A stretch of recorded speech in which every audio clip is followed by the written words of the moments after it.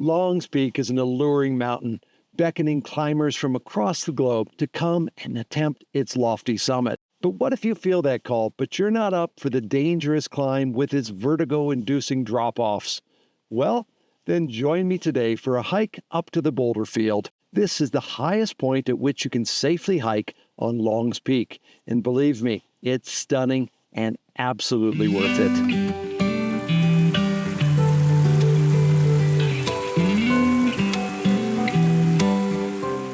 Well, hello everyone, and welcome to beautiful Rocky Mountain National Park. It's mid-October, the sun is shining, the wind is calm, it's crisp and cool but not cold. It's the perfect day for a hike up into the high country. Now, one of the wonderful things about hiking at this time of year is you don't need to worry about the electrical storms that are a real issue during the summer season. Typically in the summer, you need to leave dark and early to be back down below tree line before the electrical storms start. But at this time of year, I can start quite late and not have any issue with it. Well, I'm really looking forward to this day. So let's head on up and see this beautiful, beautiful part of the park.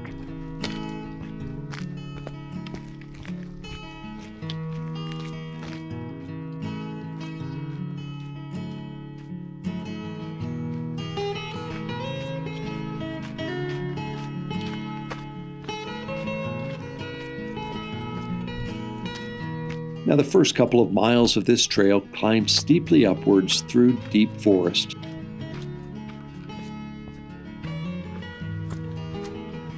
On the way up, I encountered a few fallen trees from a recent windstorm.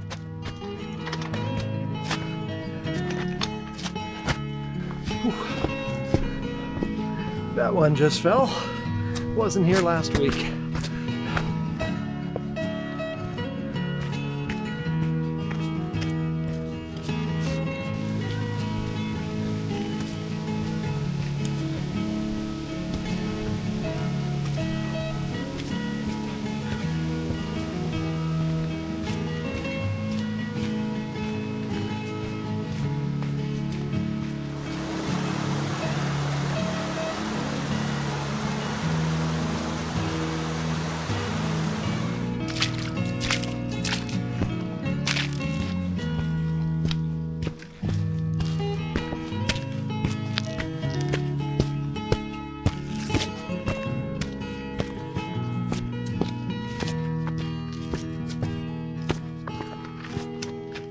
Not too far past Lightning Bridge, we reach the start of Treeline, where there are magnificent views looking out over the peaceful Tahosa Valley.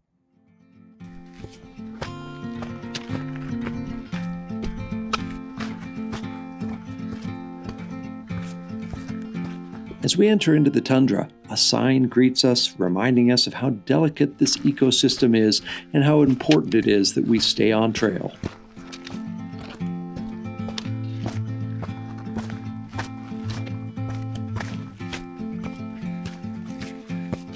Eventually, we can see the impressive Mount Meeker, Longs Peak, and Mount Lady Washington coming into view. Today, they're coated with a layer of snow, making them particularly stunning. It's really hard to imagine a more calm and peaceful day in the tundra.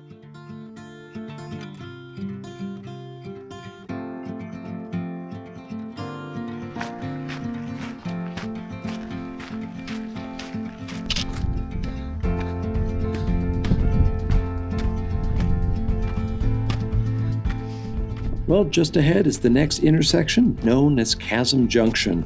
It has one of the most dramatic views in all of Rocky Mountain National Park. We're going to be turning right here. Oh, I don't know about that. All right, take care, Nick.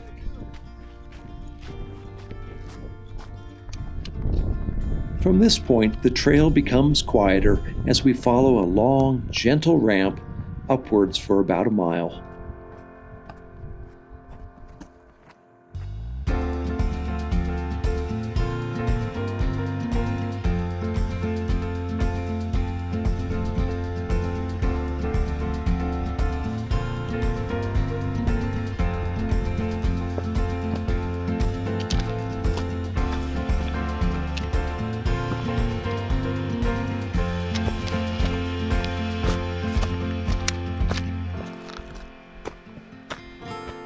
Well, we've just arrived at Granite Pass.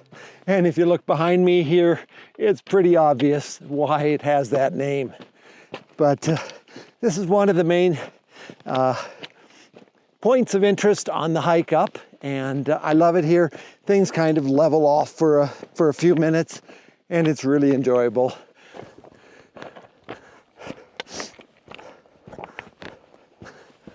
What a lot of people don't realize is that this junction up here connects with the Glacier Gorge Trailhead. So oftentimes I'll hike up here from that side. It's a much quieter trail. It's relatively gentle, it's just longer. So most people opt to start at the Longs Peak Trailhead, but if you've got energy and just want some peace and quiet, this is a great way to come. Well, we're gonna continue on, and I don't know if you can look up and see over the ridge in front of us. Up there is the Boulderfield. So a few switchbacks and we should be there. All right, onward we go. Well, the snow is beginning to become a bit deeper, as you can see from my boot. And so I think it's about time for me to start putting gaiters on, just to keep that snow out of my boots. So I think I'll do that here.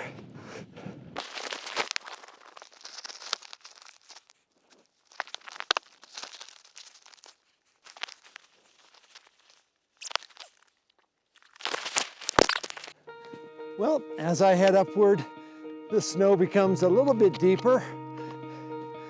The temperatures are dropping, and there's kind of an icy wind coming from up above. It's not very strong, but it is chilly.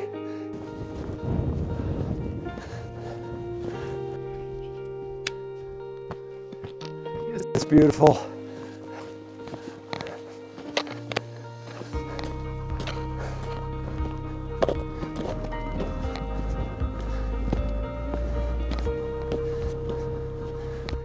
So now we've arrived at the beginning of the Boulderfield. The trail continues a bit further up into the middle. I'll take you there, and then I may even take you a little bit further.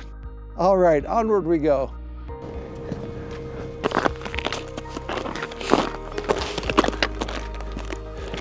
Well, the trail's getting harder to find, and it's getting rather icy up here. May have to put my microspikes on soon. This is definitely a late season hike up here at this elevation. In the winter time, the trail becomes hard to find, and very soon we'll have the high winds up here, which would make it less than pleasant to be up at this elevation. This is one of the last nice days of the year, and I'm so glad to be up here. All right, where's my trail? There it is.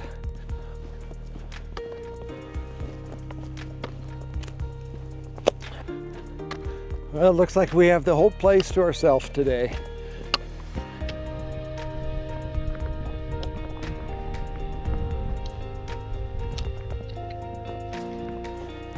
And here we come.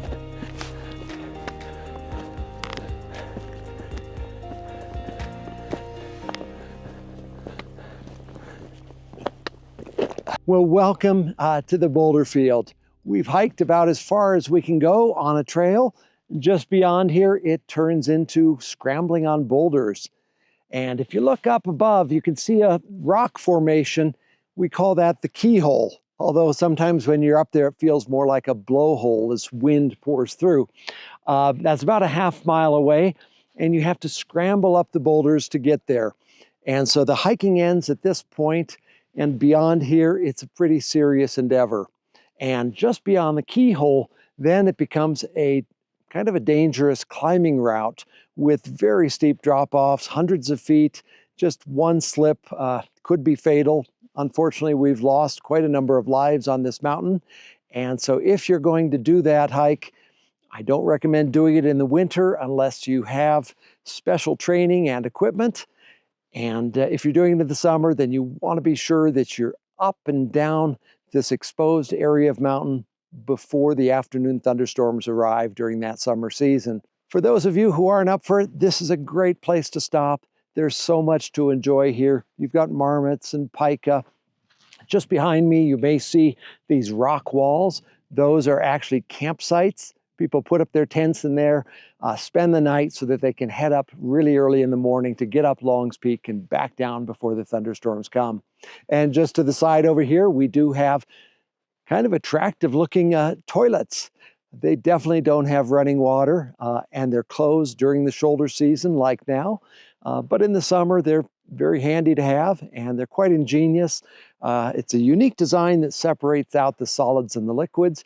And once or twice a week, guys with llamas will come up here and unload the solids and take them back down below, because things up here don't really degrade. But this is a spectacular place and well worth hiking up here to the Boulderfield.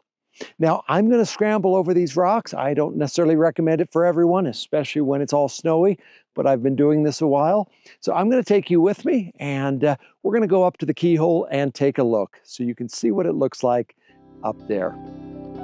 Now, be aware you do need to have a reservation for these campsites. And you can get that through recreation.gov on March 1st at 8 a.m. And they go fast. As you can see, our trail has ended.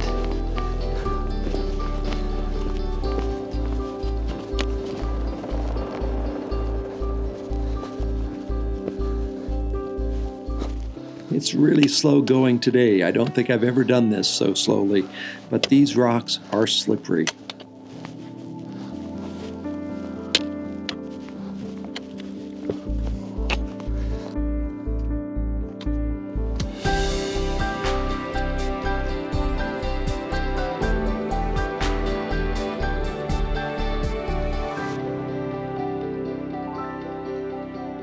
The keyhole is always so dramatic and beautiful.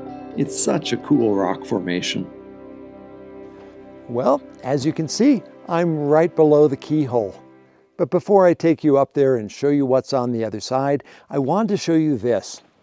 This is the Agnes Vale shelter located just below the keyhole. Now, it's not a great shelter in the fact that there's no heat in it and it won't protect you from lightning, but it is a good place to go from the hot sun, or if the intense winds are here, or if it's hailing or something like that, it can be a good place to take shelter. But primarily it's a memorial. And it just kind of reminds you that this mountain is a serious mountain and not to be taken lightly. Well, let's head on up and I will show you what's on the other side of the keyhole. Okay, it's a little bit of a scramble up here.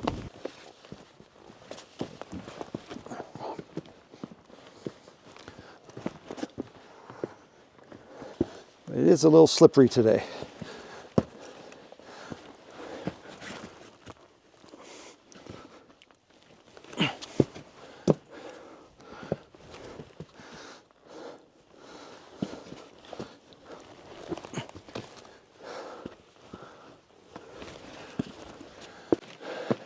Now, how about that for a view? Isn't that stunning?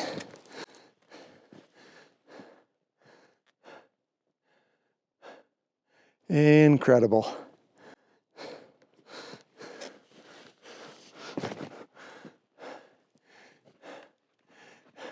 Just behind me here is McHenry's Peak. Below that, you can see Black Lake. And over here, you can see the route to climb up Longs Peak. And as you can see, it is a little treacherous in the winter. You really shouldn't do it in the winter unless you have proper training and are very experienced in this type of thing. Well, I just wanted to show you what was up here and what you can expect on this hike. I really hope you enjoyed it. It's a great hike to do. You know, for most people, I think going to the Boulderfield is enough. But you always want to know what's on the other side of that keyhole. So I brought you up here so you could see that. If you'd like all the details about this hike or about hikes pretty much anywhere in Rocky Mountain National Park, then check out my hiking guide. It's called Hiking Rocky Mountain National Park, the Essential Guide. I'll put a link to it in the notes below. All right, thanks for watching, everyone. Sure appreciate all of you and hope to see you out on the trail this winter. To help you prepare for your visit to Rocky Mountain National Park, visit my website, rockymountainnationalpark.com. For hiking guides, calendars, coffee table books, and more, visit rockytrailpress.com. And when you arrive, be sure and stop by my gallery in downtown Estes Park. It's called Images of Rocky Mountain National Park.